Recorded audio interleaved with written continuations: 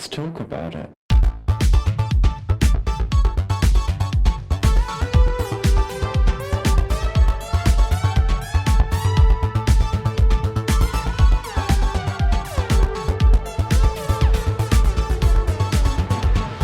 Hello and welcome back to Thicc Radio, the podcast where we talk about gaining, feedism, and everything in their orbit. I'm James.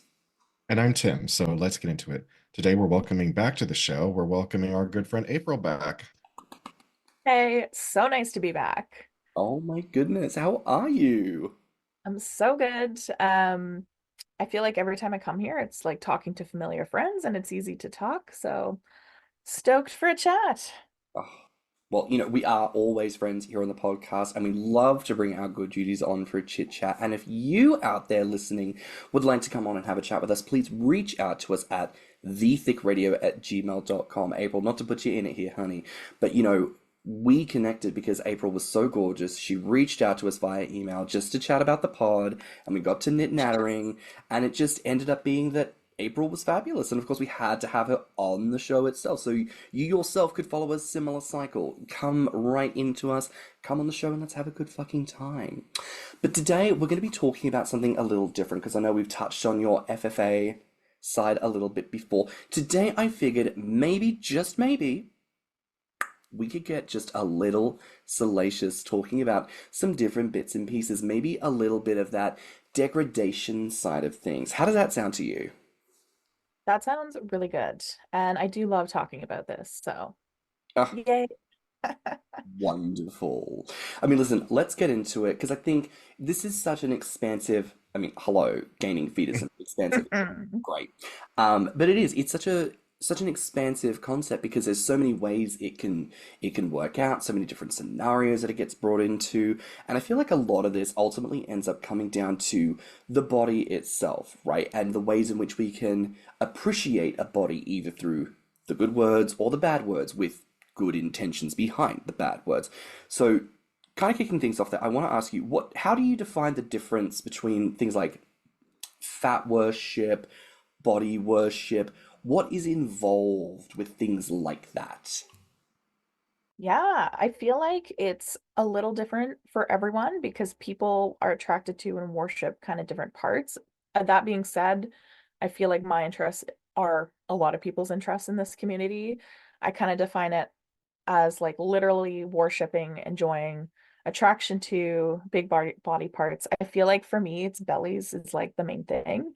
Um, like I've said in the past, I'm a classic fat sexual.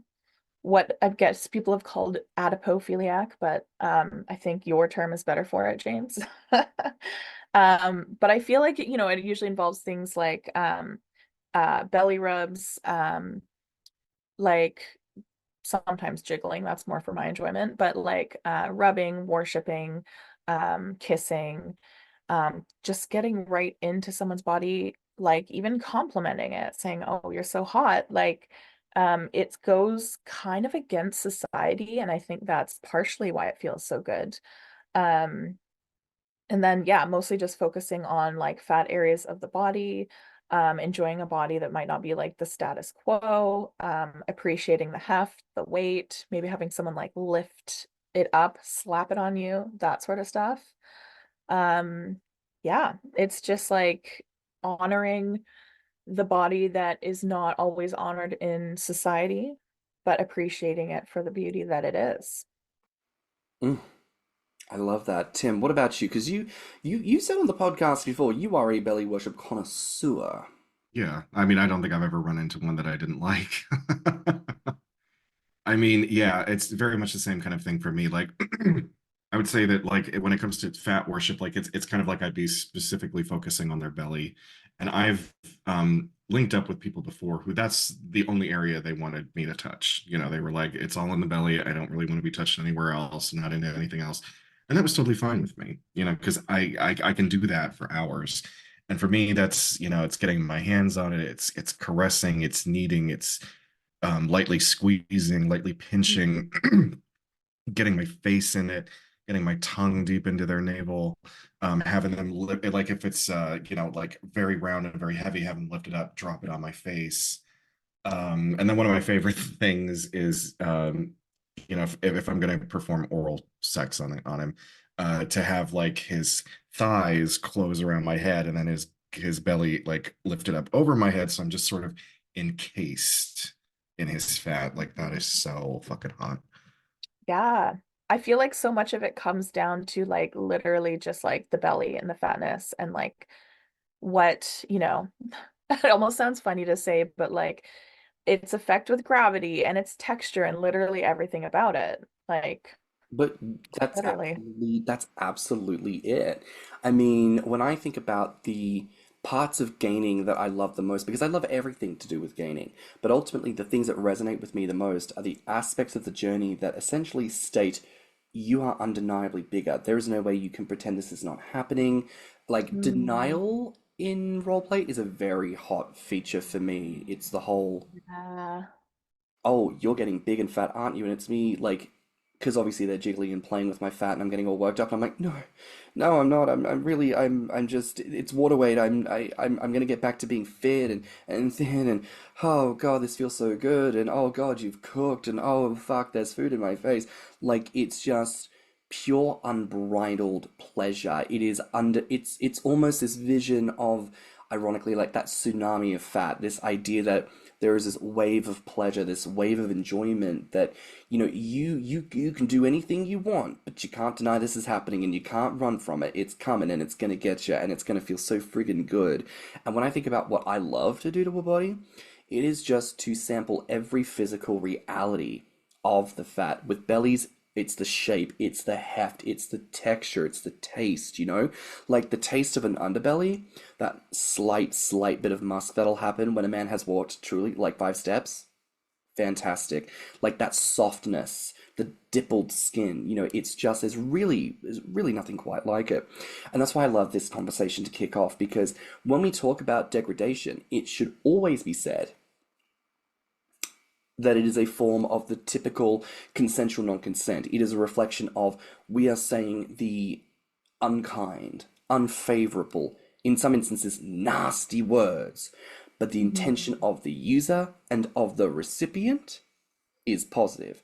There is no question about that. There is no denying that. That is the fact of it. And I want to make a point of saying this here in the episode, because how many times do we encounter this where people outside of the community think we're all obsessed with immobility and we all want to murder each other with fat? And apparently we need to say this specifically. No, that's not our intention. All we're trying to do Mhm. is have a good bit of fun. We just happen to have a subversive way of doing things. Doesn't mean that there's also not positive, pure positive ways of doing things either. We're not saying that this is Mhm. the only way of doing things, but today we're focusing on this particular way of doing things. So, listeners, get it together. We ain't gonna tell you again. We're here to have a good fucking time. Sometimes having a good time means calling someone a fat pig, and that's fucking fabulous. Yeah, as long as everyone consents to it. I mean, like I don't see the problem. I feel like a lot of kinks are based around purity culture versus that like submersing the norm. I feel like so many kinks are based around that. I'm like, it's totally normal, right? You know, quite often I think it's a lot of the kinks and fetishes that we indulge in. They're not subversive, not really. It's just they're Yeah. liberated. We are Yeah, liberated it's people. true. You know, It's we like, don't live with the kind of insecurity and shame that brings, wanting to like hide that away. And it's a journey that we've all had to overcome at some point. And many people are still on that journey of overcoming that internalized shame about being into something, but there's nothing that subversive about what we do. We're just living our lives and we're doing it with uh, abandon. We don't care what people think. right. I think it's more that like other people might label it as that, but Yeah. it's really not. It's yeah, Mm. it's fun. It's beautiful and it's fun, and that's the end of the story. Thank you for joining us this week on Thicc Radio. No, That's the end. that's the episode, people. But to circle back maybe to your own journey here for a sec, how did you come to discover your love for body worship, for fat worship? Yeah, I feel like I've said in a past episode, I came across this at a very young age. I remember being fascinated by fat people as young as like 5 or 6, just staring at people or, I'd see people in a movie or a book. And it was just a fascination until I was like 11 or 12 and used my hard-earned child labor money to buy a used iPod Touch. And then came across YouTube because I could, look from under my sheets, not on the family computer. And I came across SSBBWs and I was like completely taken. Like I was just like, oh, like my first thought was, oh my God, I am into fat women, I'm gay, and I'm into fats. And then it took many years to get past that realization that A, that's okay, and B, no, I'm just into fat people in general. But I think early YouTube had more SSBBWs than, or maybe I was just coming across that. I wasn't coming across the gainer accounts. It was basically soft porn. Mm. But yeah, like a lot of the videos at that time were like, women outgrowing their jeans, outgrowing pants, being like, oh, I'm a 3XL. I'm gonna try to squeeze into these 1XL yoga pants and like watch me struggle, watch me get out of breath. And I would say a lot of that is kind of it's almost like I don't want to say self-deprecating, but it's like, yeah, it's like teasing other people, but you're enjoying it too. Um, and it also, again, just comes down to like fatness in your belly and you're outgrowing something. Like it all ends up coming down to fatness, I think, for a lot of the stuff out there. So, anyways, yeah, I came across it from a young age, and YouTube definitely was a factor. God bless the early days of YouTube when you could just find everyone and everything doing all sorts back before there were community guidelines, back when Nobody was Yeah. worried about getting caught because everyone was like, nobody watches this stuff anyway. Yeah, because I was thinking like how old was I in when I was 11? That would have been like 2006. I think 2000, yeah. was YouTube 2004. It was definitely like a kind of alt place to be by the time I graduated in 2009 because you kind of had the initial era of people just kind of posting whatever, like weird memes, bullshit things, like OG songs, kind of whatever, right? And by the time I Mhm. graduated in 2009, I know that that's when you'd have like Smosh had really become more of a thing. I think that's around the time that you first started to see brands actually approaching channels and people and offering them money. So I think truly back at that particular time of the world, shit was wild. It Um, was wild. mm. It's funny, it made me think some of the fantasies I look forward to one day in the future. I love the idea of becoming so large that I'm stuck in the doorway. And I feel Mhm. like there's so many like hot fantasies around these incidental aspects of life that just remind you how fat you are, like Yeah, the um, doorways. doorways Yeah. when you've parked in a spot and a car is just a little bit too close and you have to suck in and squeeze, or if you're trying to pass through an area, a true hallmark of growth is knowing in the back of your mind you look at a gap, let's say, between like a table and the wall. And in your mind, you've always gone, oh, yeah, I know how to fit through that. But then there's this moment where you look at it and go, actually, I don't know if I'm going to fit through that. And you have that like hesitation literally as you're walking through it. And the amount of times I've just felt like my crotch, my ass just brushing up against physical surfaces because I've grown and I've built my furniture. I've styled my house, my living situation in such a way that I can pass through it, except I'm gaining weight. I now need to move things around to make more space for me. It's such an edifying factor that the universe itself is literally saying, bitch, you're getting fucking fat. And it's like, Oh, oh my I love God, that.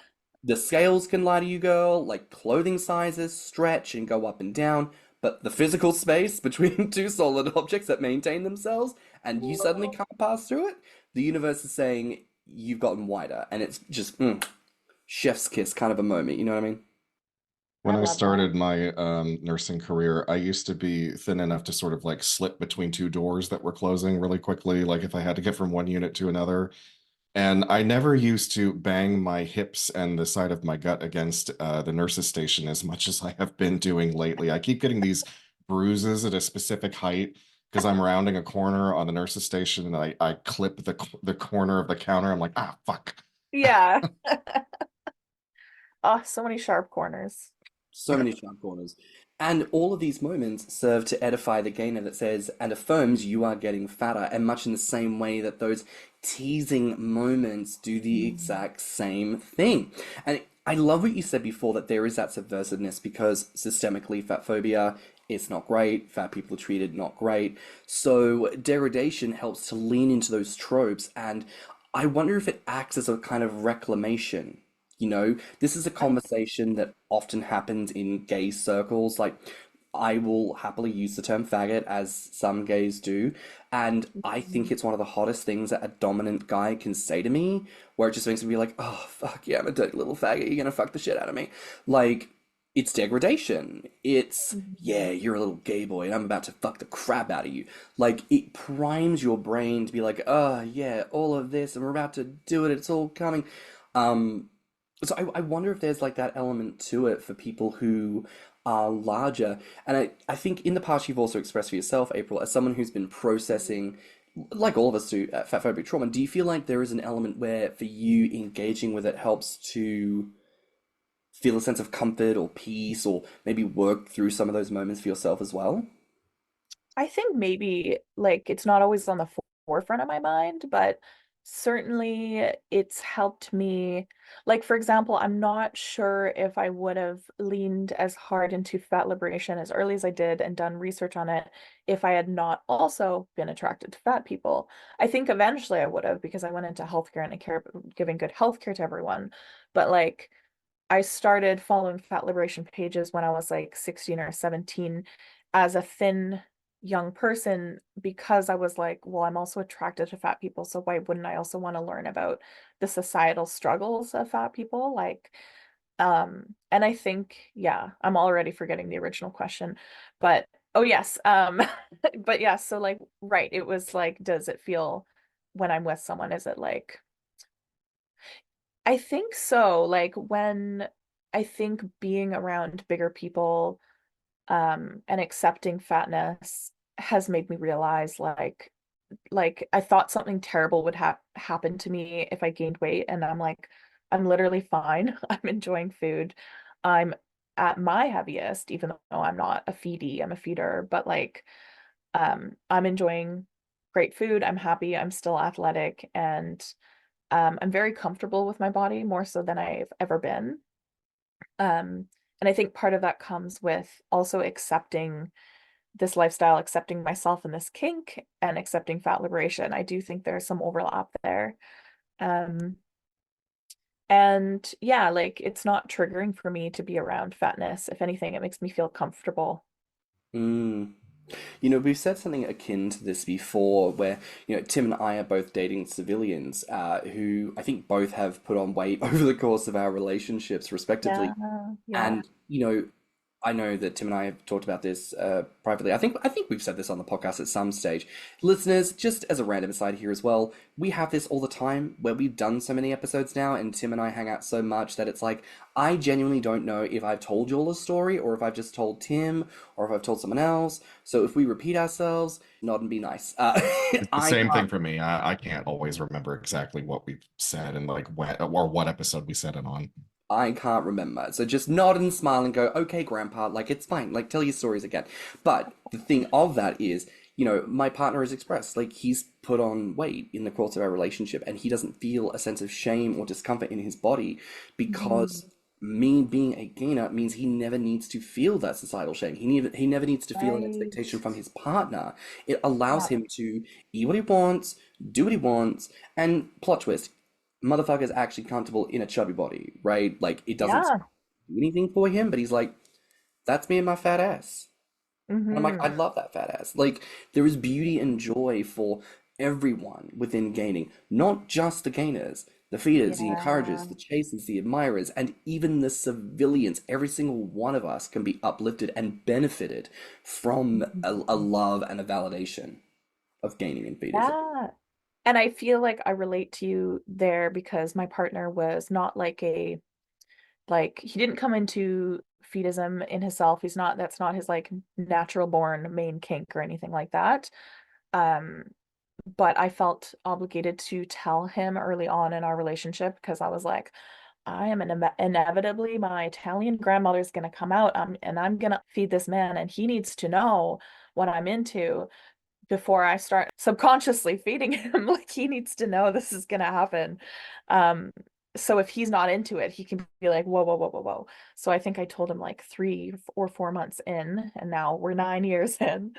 And he was not like, yeah, at first he was like, okay, like he didn't judge me at all. But he also wasn't like, I'm into that, I'm not into that. Um, but over the years, he just kind of like let go. He went from like bodybuilder diet, counting macros, oatmeal, protein powder in the morning, to like kind of just like enjoying fun foods, like going out for brunch and making like pasta for dinner, noodles, whatever, and like naturally did gain weight. And then also like consented and had fun with some like feedism activities as like somewhat of a civilian.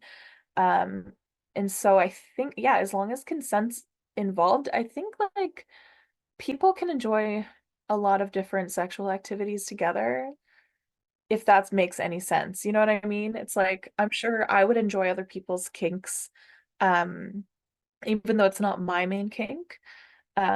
But I think I mean, consent's always important, but especially with civilians, just being transparent and being like, this is what I love. Mm. I think there's a lot of fear for civilians and for the disengaged, where there's the thought of, well, what is this going to be like for me? And I think the only thing they can relate it to is this systemic fear of fatness, this idea of becoming like riddled with disease and on the verge of death, when actually all it is, for the most part, is just enjoying a bit of extra cake, you know? And for listeners who Yeah. maybe they haven't listened to your first episode, can we just inquire here, in the time that you and your lovely partner have been together, how much weight has he gained? Just curious.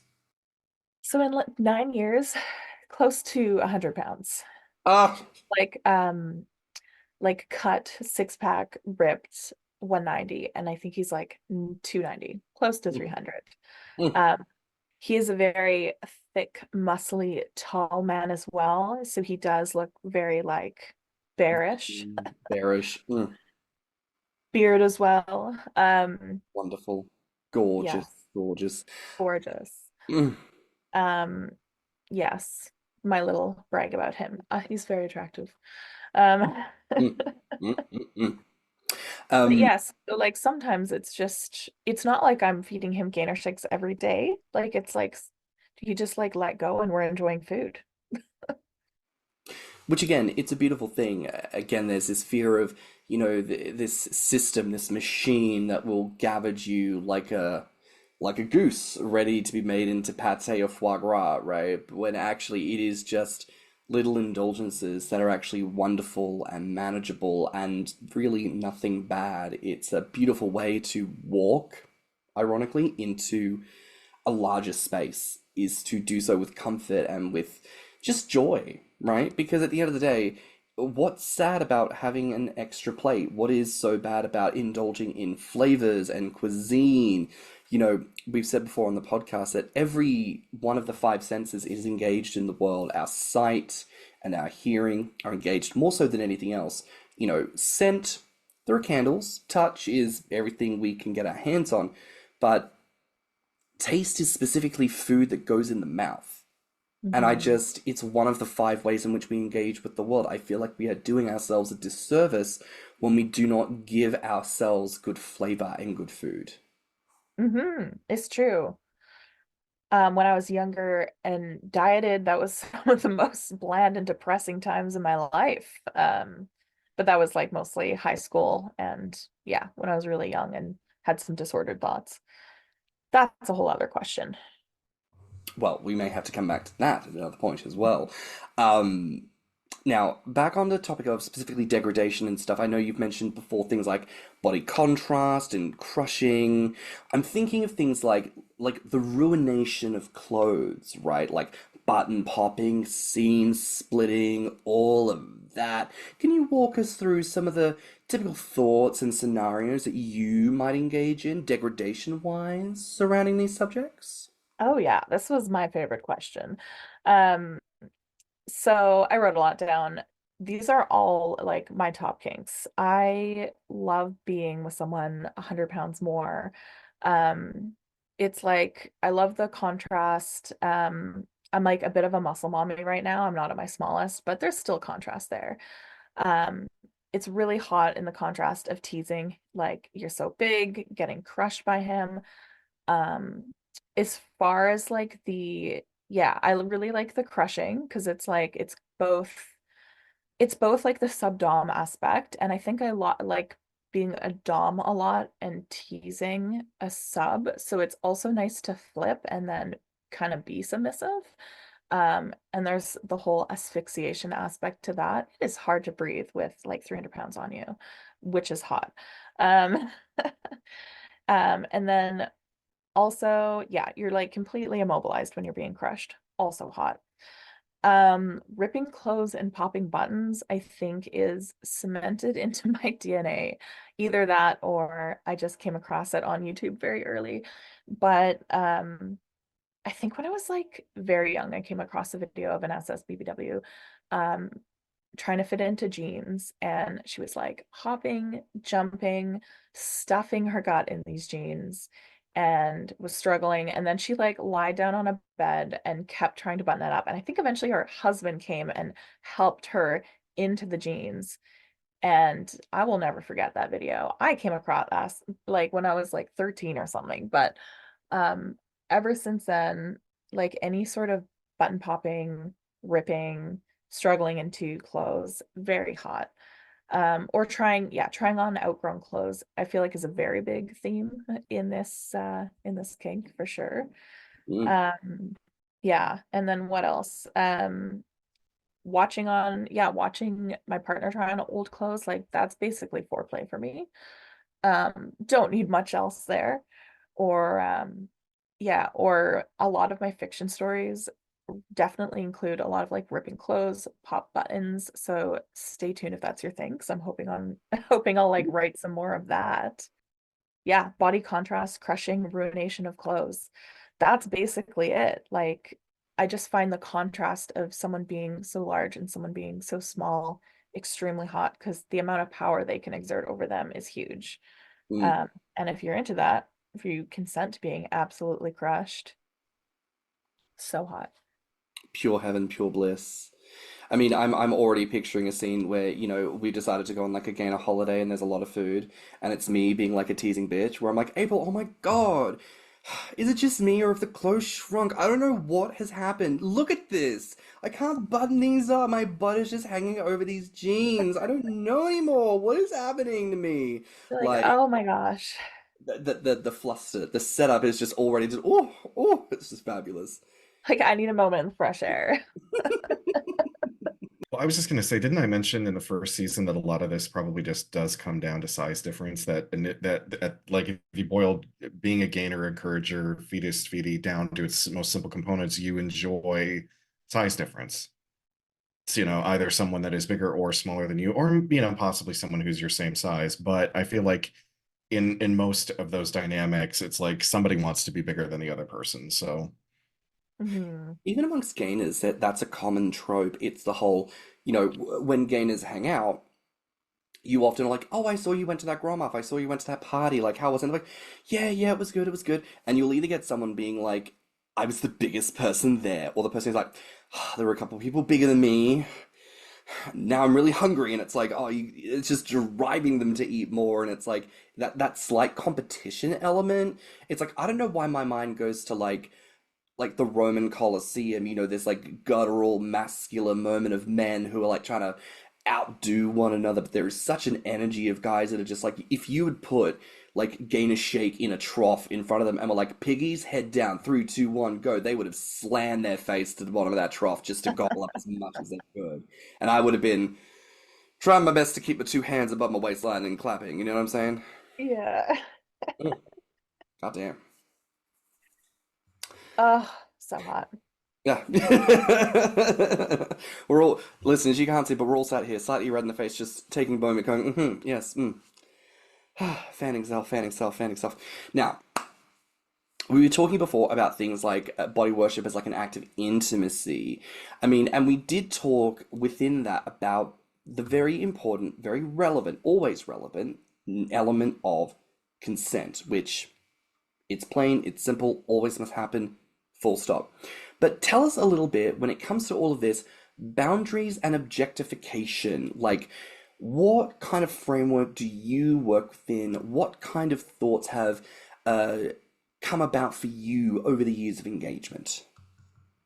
Yeah, I think this is a big one, because I feel like there's people who obviously it's like not good to objectify anyone, but then there's this weird experience in the feedism community where it's almost like people like they post their bellies on Instagram. It's almost like they want to be objectified for their bellies. It's almost like not objectified, but like they want attention on their bellies. Um, but that has to be like a two-way street of you know that you have consent with that person that they want that attention on their bellies, because that's the other thing is like there's a difference between people in the community of liking plus size people and then complete fetus. Like it is quite a different spectrum. And like I know I've heard of times where like a guy meets up with a woman and the woman's into being appreciated as a plus size woman, but she doesn't want attention on her belly or fat specifically. She's not a feedee either. She doesn't want to be fed by this man. She doesn't want to grow. So I think it's like extremely important to have those conversations ahead of time with the person. Like, what are they into? What are they willing to do? What are you both going to enjoy? Um, because you don't want to objectify fat people when they don't want attention on their bodies. Like, you have to look at that. I mean, I know coming from someone mostly engaged in fetishism in a monogamous relationship right now, um, like because he's not like fetishism isn't his main kink, I feel like I'm especially cautious when it comes to objectification and boundaries and consent. Um, because of that, I tend to lean more into the worship than the degradation with my partner. Um, because I know he doesn't get off to being, degraded specifically. Um, he gets he more appreciates like me worshiping his belly, and then I enjoy it too. So I lean in that direction. Sometimes I watch like stuff online that's more degradation because I'm also into that. But, after conversations with my partner and just how things go, if there's something, he knows I'm kind of into it. So sometimes it's almost the opposite. He'll tease me, so he has more control over it. Like for having sex, he'll be like, oh, I was so out of breath today, or oh, I'm gonna get so fucking huge, or oh, you can feed me so many milkshakes, or um, like obviously some of my fantasies extend into supersizedness, more than we would practically practice in real life just because of like practical reasons. We like to hike together, that sort of stuff. So he could even tease me about being 700 pounds, and he knows I'll get off to that. Um, but then it's more in his court, if that makes sense. So those are the nuances to have in a relationship with a civilian is like, are they okay with being degraded? Or would they prefer to be worshipped? And then I can get my degradation kink off elsewhere, like online. And then lean more into like worship in a relationship. Um, yeah. That being said, there's people in relationships that want to be heavily degraded and on their knees and being called piggy, eating out of a trough. That's totally cool too. Like that is super hot in its own way. The one thing I was gonna say on like objectification is like it's so cringy when there's like a plus size person's Instagram and then you have people commenting on it that are like quite obviously feeders and the person's not like a feedie or a gainer or it doesn't want that type of attention, and then people start commenting like, oh, I'll get fatter, and it's like they've never projected on their page that they're into that, so why would you comment that there? Like that is a weird thing. Don't do that. You know, I gotta say, there was this one guy that um it was kind of that situation. He wanted to gain muscle, but he was already kind of a little bit chunky, not fat by not by our definition, but by society's definition. You know, he had some love handles and some weight around his middle. And the thing was, is he kept coming back to the whole "I'm gonna gain" thing. I'm gonna gain that. Like he'd leave it alone for a couple of months. He'd be like, "No, I don't like that. Fat's disgusting. I don't want to be that way." And then a couple of months would go by, and he'd come creeping back in and dipping his toe back in the pool. And it's like, when it's that situation, I'm like, look, the fact that you keep coming back to this means something. Okay. Now, Mm. you may not want to go whole hog and decide to, you know, become a huge person, but you could let yourself indulge just a little bit and see where it goes. And, you know, it's not going to be the end of the world. Yeah. This is Yeah, the some people Australian, are right? like Huh? not into it. Apologies, April. Sorry, Tim. This is the Australian guy, right? British. He's British. Oh, he's British? Yeah. Ah, I know about that. But I think I that's such an wonder. important point. You know, there are people, for example, like Tom Scar of YouTube fame, who has famously over the years struggled with his weight, and he's been honest and open about that with people, his followership, and inevitably with this community, there are people who will comment on videos, and it has become such a thing that at one stage he made a video slagging off gainers. He was like, I'm struggling with my weight, and you people are being very weird in my DMs. It makes me so uncomfortable. I hate this, and I do not like you people. And it was sucky. It was sucky that that had to happen, but people need to fucking take their hands off their dicks. Like, leave people alone. If they don't want it, don't do it. Yeah. I mean, it just comes to that down to that. I feel like if people don't want to be fetishized for their body, don't do it. And then if you're specifically into it, then yeah, then do it, you know? Sometimes I think it doesn't help that there are certain people who have come and gone through the community who had literally no intention of gaining, but like it came easy to them and they could make money off of it because Oh they yeah. could push their OnlyFans and their Patreons. And because of people like that, sometimes people within the community assume, hey, maybe if I push in this direction, they'll go with it Right. because other Because like people they did have. kind of take a step into the community. Yeah. Yeah. Right. But again, it's even like in the wording you just said, push. To Yeah. have to Yeah. push someone rather than encourage, rather than entice, you know, and I think in many ways that's got to be the difference. You know, what does it mean to fetishize a body when so many of us in the community are consenting? And like you mentioned, April, we post pictures of our guts, of our tits, just Mhm. like we want you to comment, we want you to tell us how fat, how huge, how gorgeous we think you Yeah. Like, isn't that kind of what it is? It's are. like you want to be fetishized for your belly. So I almost wonder if there is a distinction between, consent being the definition. You know, I wonder if that is ultimately what it comes down to. When you're consenting, that's just sexual engagement. But when you're not consenting, it's fetishization because you're being treated as not the person. When you're not engaging with the person as they are, you're simply treating them as what you want them to be. Yeah. And I wonder if Mhm. maybe that's the distinction, and I would love it if more people in the community could talk about that because I think we get tripped up on these words and Mhm. definitions. I've said before, I love being fetishized because I go with the notion of, well, if you're focusing on my belly and how fat I'm getting, then I guess I am being fetishized, but I'm consenting to it. So it's got to be one or the other. Yeah. Either there's nuance to fetishization where we have to acknowledge that there is some amount that is permissible and we need to figure that out, or we need to just split it and say that fetishization is bad, therefore, if what we experience is good, what are we calling that? You know what I'm saying? Right. Like, Because then what's the definition between, because a fat fetish is not bad, but fetishizing someone is bad. And then like what's the nuance between those definitions? precisely. So I think that's just part of a wider conversation that needs to continue on. And again, people talk to your friends, talk to your bitches, talk to fuckers, talk to everybody. We need more conversation around this period. And if you would like to talk to us about it or talk about it on the pod, reach out to us at thethicradio@gmail.com, please and thank you. Um, but I love this conversation because, again, what are we uncovering here? That ultimately degradation is fun.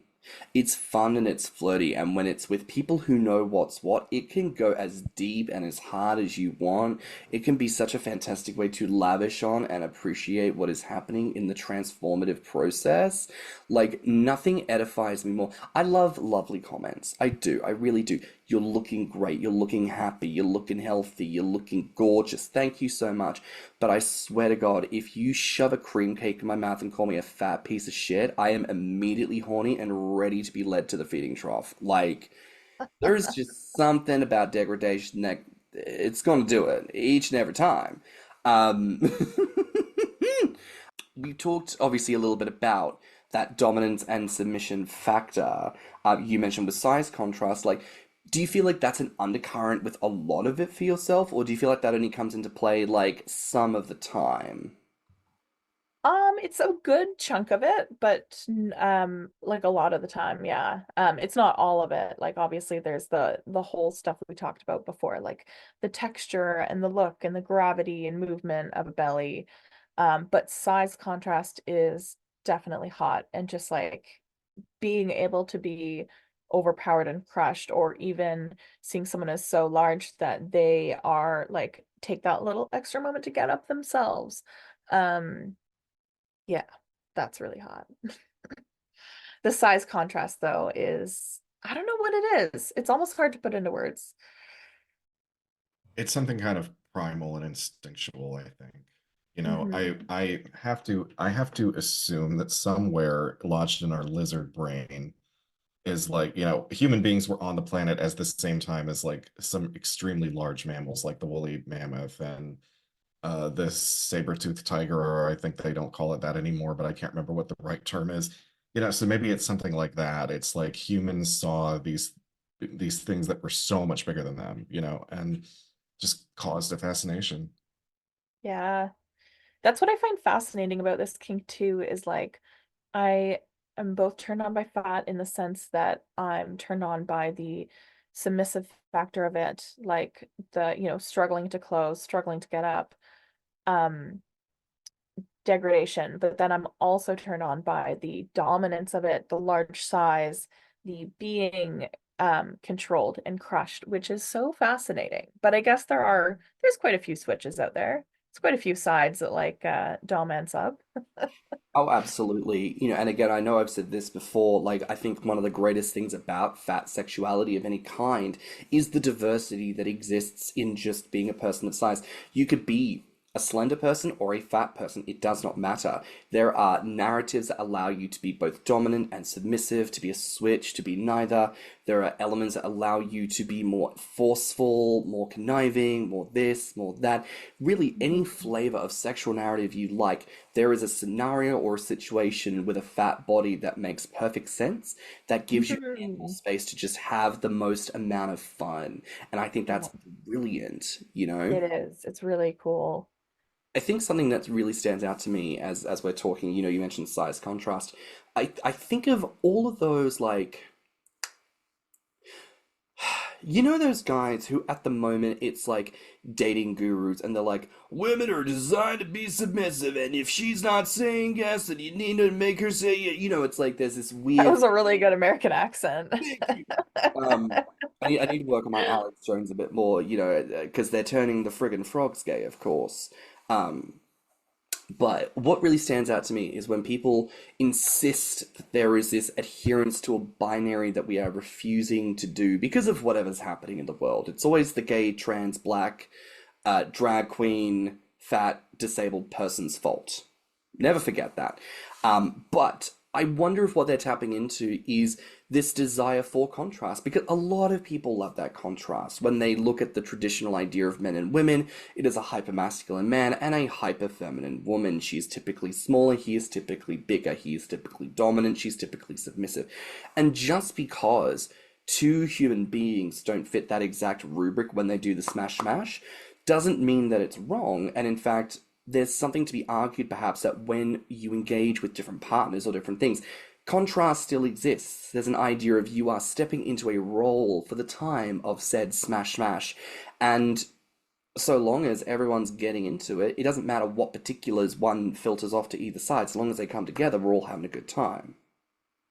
Am I making Mhm. sense when I say that? Like, I don't think it's about Yeah, saying we have to adhere to a gender binary. What I think it acknowledges is that everybody loves a bit of contrast. Everyone loves a bit of something. And once again, we're shown that within fatness, we can have that in spade loads. Easy done.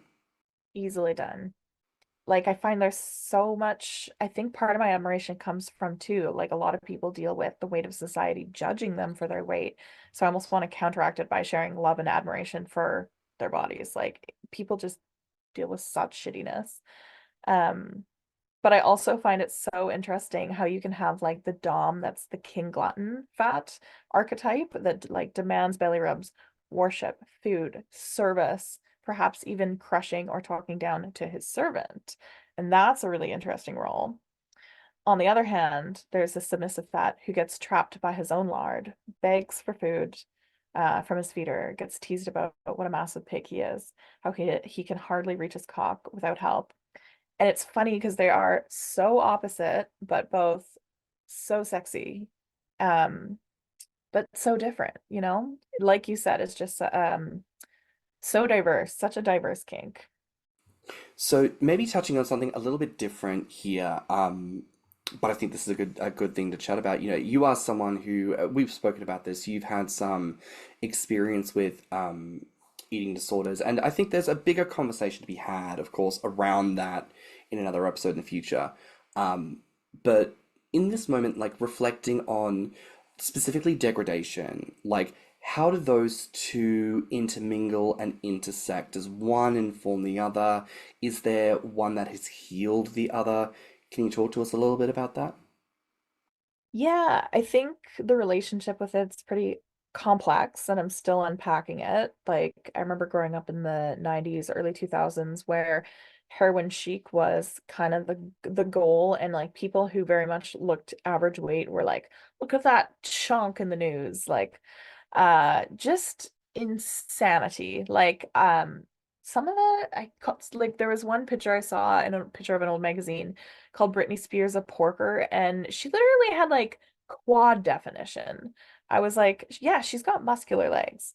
But anyway, so growing up in that time, and I think that combined with like childhood trauma issues, I really wanted a sense of control, and I developed an eating disorder in high school. Um, I'm thankfully doing much better now, and I would say pretty much in complete remission, thanks to a shit ton of therapy and medication. Um, but I guess what it is like I used to feel disapproving of that on myself, but never on others. Instead, I always admired it and found it like fascinating and interesting. Thankfully, through lots of therapy, I can accept I'm a thick bitch, and that's like that's fine in itself now. Um, but I guess it's I guess I wonder if that's where the degradation is linked to in my brain, or like I'm not convinced it's linked. It could be completely separate. And I don't know, it's a lot to unpack. I would say I've never felt that's a really tough question. Oh my gosh. I'm like stumbling. Um, No, you're fine. I think if it's a tough anything, question.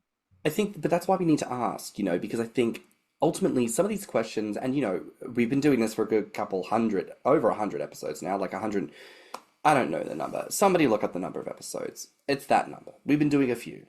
And sometimes in all the questions we ask, there are tricky things because even in the depth of our love and our appreciation of all things fat, there are still stumbling blocks because life is life, people are people, and shit is just tricky. And I really do not like this modern world that we are in as far as like this snap fingers resolution to mental health is concerned. This super weird notion of people doing fake podcast interviews where they're basically like pull yourself up by your bootstraps and get the fuck over yourself. Like, so not here for that bullshit. We can completely acknowledge that when it comes to fat, there is a lot that most of us need to work through, and it takes time. And some Mhm. of these things are like lifetime journeys, right? Because Yeah, yeah, that's the reality of the world we live in. But like, I think it's good to know that there are struggling questions to answer. I think it's good to know that there are things where we yeah, still need time to work on them because people need to remember to give themselves grace. We don't need to yes. have all the answers all the time. People have this expectation that, oh, it's day one. Do you know? Okay, this is another thing.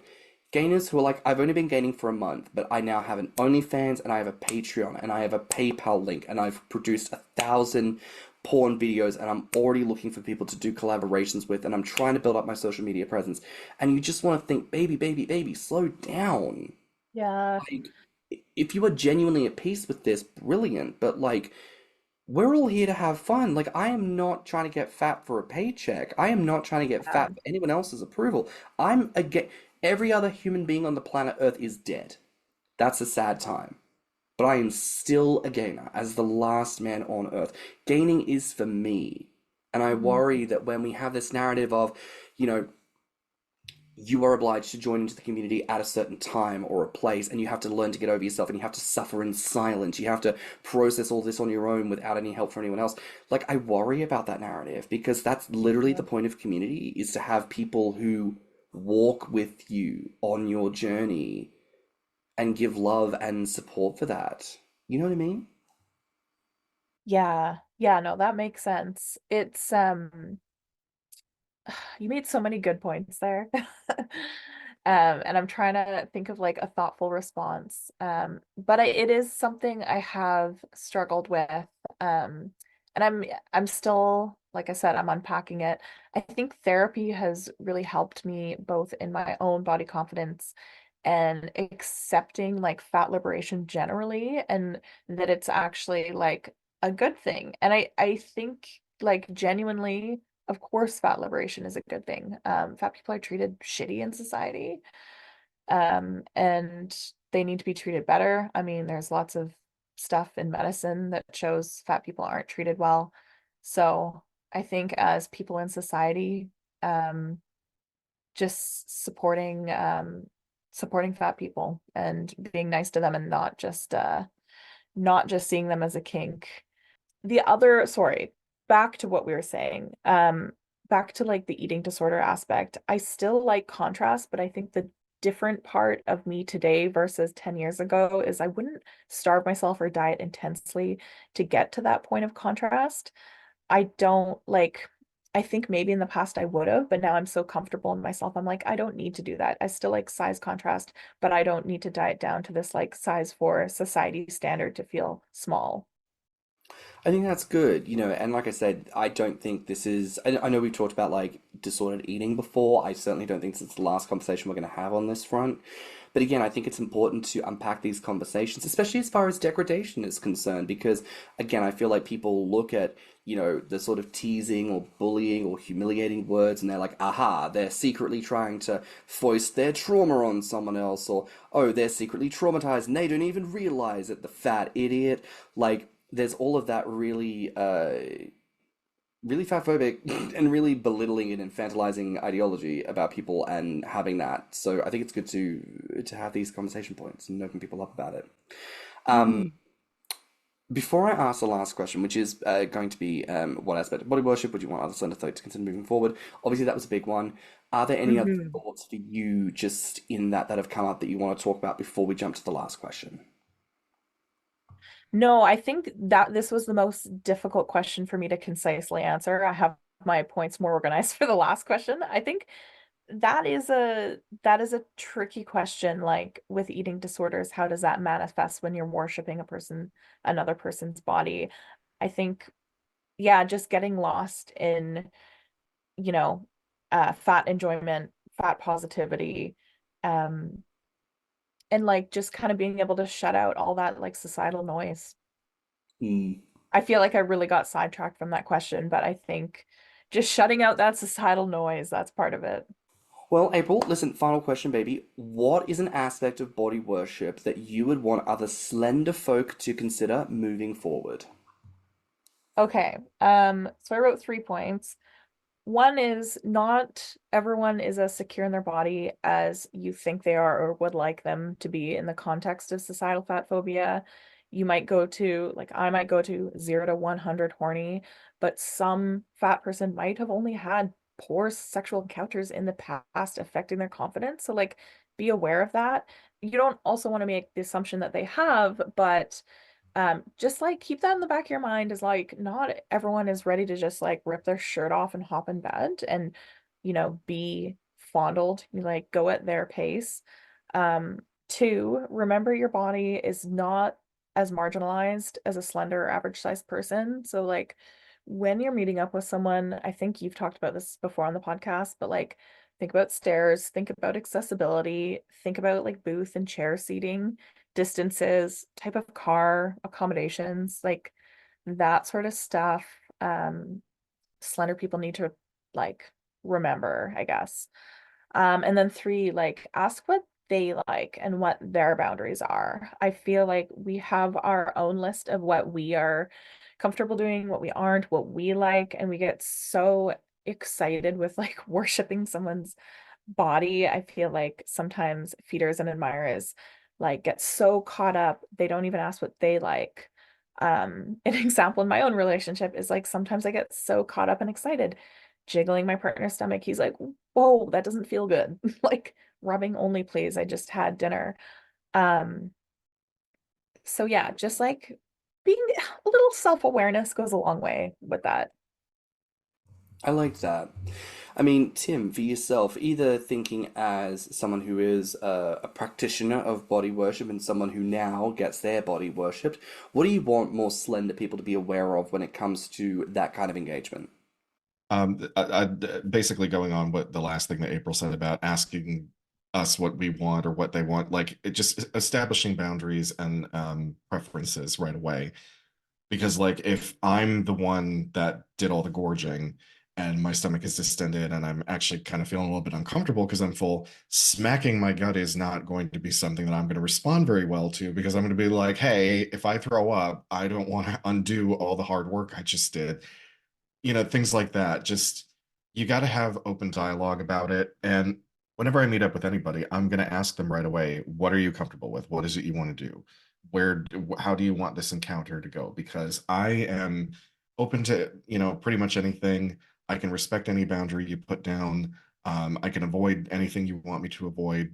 Basically, you tailor the experience because like I've had some experience, not a ton, but I'm rather well seasoned at this point. So a lot of times people that I'm meeting up with, it's their first time meeting up with another gainer, and I don't want to ruin that experience for them. For me, I think if I was going to learn any piece of advice outside of the obvious talk to people, ask consent, double check these things, um, I would ask and challenge slender people, position yourself as the recipient and think, you want to worship someone's belly, you want to manhandle it potentially quite roughly, or smack it, or bite it, or kiss it, and do all these things. Picture yourself being the recipient of that and ask yourself, would I denote a form of pleasure from this? Okay? It doesn't necessarily mean that the other person won't, because everybody likes what they like, that's all fine. But what I'm saying is, I think sometimes we spend so much time on our own, investing in our own fantasy about what things will be like, that we really overestimate, or rather incorrectly estimate, what that experience will be like in person. So if you have the opportunity to connect with someone and have some very genuine, physically affectionate time, ask yourself that question: what would feel good on you? And try that. Try tickling yourself, try manipulating your own body, try those different things, and maybe use that as a starting off point rather than just launching into these kinks and notions that you've kind of built up in your own mind. And, we've talked about degradation, a big part of today's episode, but I want to come back to this point, which is consent. April, you brought this up. It could never be said enough. We've said this on the show before. Not everyone in this community wants to be called a pig. Not everyone wants to be called a fat fuck or be bullied. Not everyone wants to be negged. Not everyone wants any of those things. Okay? And you cannot presume that. You must. This is not a debate. I'm telling you, dear listener, you must ask if someone enjoys these things. And if they do not, you must adhere to this and not do it. Because we're not actually out here trying to hurt anyone's feelings. Okay? Mm-hmm. We're all here to have a good fucking time. That is the sum total of everything we do, is pleasure, joy, and positivity. And on that note, April, you bring us pleasure, joy, and positivity every time we have you on the show. Thank you so much for being Oh my here. gosh, thank you so much for having me. Mm. Always good to chat, even if my brain tangents and like into the sky. Yeah, but we need those tangents. We stumble onto aspects of the conversation that we could have never have thought to go to, and you bring that in spade load. So thank you, my love. Where can our listeners find you online? You can find me, canadianfatsexual on Reddit, surprisingly still Tumblr. And then I actually made Kinky for Fats on Instagram an account. I'm planning on adding, I haven't decided the platform, but I want to write some fiction and have that available at some point. Um, Not for charge at this point because really I'm just practicing and it's really just for people's enjoyment. There's not a lot of like FFA content out there. I mean, there's a fair chunk from Dimensions over the years and stuff, but I want to like put out some recent, some new stuff. So very classic degradation and worship stories. So Mm, yeah. love the sound of all of that. So listen, that's it for now. For another week here on Thicc Radio, please remember to like and subscribe, rate us 5 stars, and leave us a good review. If you liked this episode, the podcast, or just us in general, please share it with your friends and encourage them to tune in. You can find me on Instagram and BlueSky at stannnum. And you can find me on Instagram, Twitter, YouTube, and TikTok at ThiccieMouse. You can also look us up on Instagram, YouTube, and TikTok at Thicc Radio, or at our website at podpage.com/ThiccRadio. If you want to submit a voice note or become a financial supporter of the show, you can find the links in the show notes, and you can always write to us at thiccradio@gmail.com. So until next time, bye, Fats. Bye, Fats. Bye, Bats. Let's talk about it.